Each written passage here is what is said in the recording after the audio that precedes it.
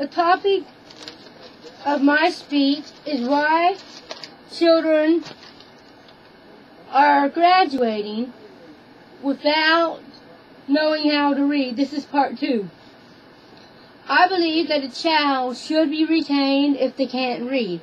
They should not be allowed to just be socially promoted and because of their self-esteem. You know, if they're socially promoted just because, say, they're 14 and they're supposed to be in the 10th grade, well, you should keep them in the 8th grade, because if that's the grade that they're in, because you know, if they're socially promoted and they can't read, they're losing out on their education. They're not getting a quality education, but also their other kids are going to laugh at them if they can't read, and it's going to hurt their self-esteem even more. Don't y'all agree? I think that tutoring should be mandatory for those who are having trouble. If special classes help a child get caught up, that is a good thing. Parents can learn techniques to get their children involved. And to get what I mean to say is parents can learn techniques to get their children involved. They can teach their children how to read at home and spend the quality time with their children that their children deserve and need. It's just learning the techniques. Parents can make flashcards with their kids and give them a reward if they get the words right. If they don't get the words right, make them study and learn by at the end of the week. Test them to see if they know the words and give them a reward again. You can read with your child. You can have your child read to you. You can have your child read to the dog or the cat. I think homeschooling is good for your children. It just takes a lot of time and patience. It's good because you can spend one-on-one time with your child. You can give them the quality attention that they need. A teacher sometimes cannot give your child that attention because of the rigors of the No Child Left Behind Act.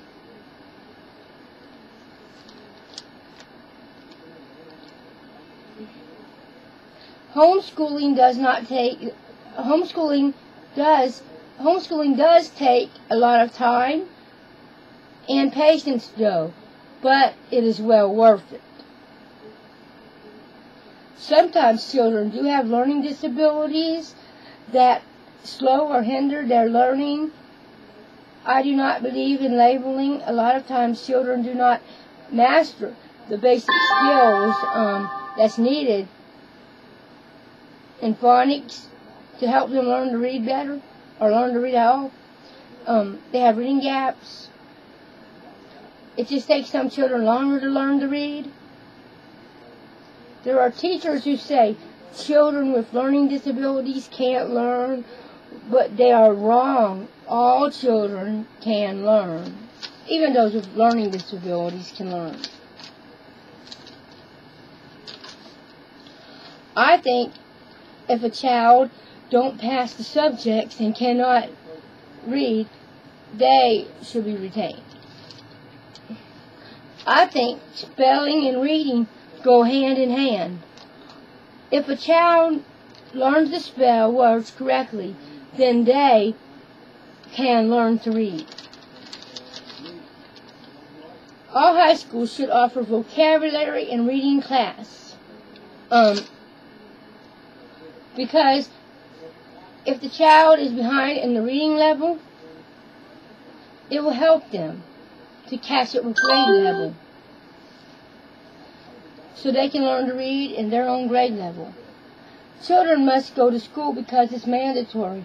But if they don't know how to read by the time they get into high school and by the time they graduated, they've been cheated out of their education.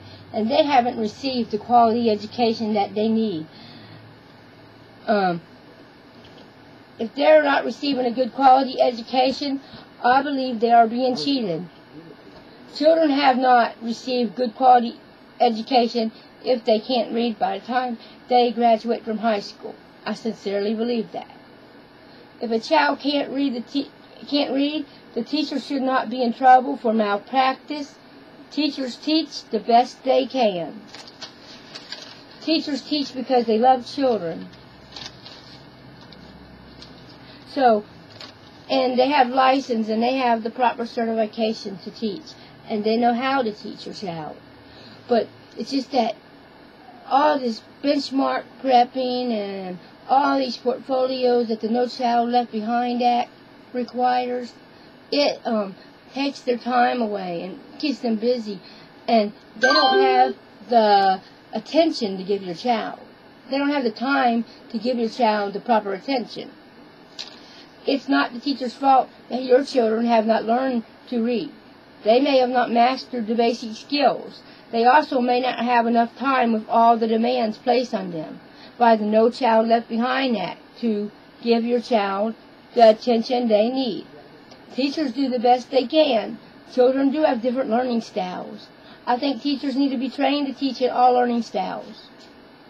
I think the No Child Left Behind Act is causing children to fall behind because teachers are too busy getting students ready for the benchmark instead of teaching them the subjects they ought to know. My strategies are: government needs to renovate the No Child Left Behind Act or change it completely. Remove it. I think the teachers should teach traditionally. Parents should start teaching their children early, or they can get head start in reading when they go to school. Because if your child gets a head start in reading and you teach them from home, well, they're going to do a lot better when they get to be in school because they'll already know the basics, partly. And they'll stay caught up. And they won't fall behind, maybe not. Schools should test their children and see what their learning styles are. And they should group them in a classes according to their test results. I think if there is a class for each learning style, children may not fall behind as much. Ability grouping is good. I really like that. You know, some school systems try to dumb their expectations down. I don't think students are getting a good quality education because of a school's low expectations. I know I wouldn't want my goddaughter going to a high school that has 7th or 8th grade expectations in the 12th grade because your child might graduate and not know anything to succeed in college or the real world. And then what will you do? What will your child do? How will your child get a job if he or she graduates and can't read?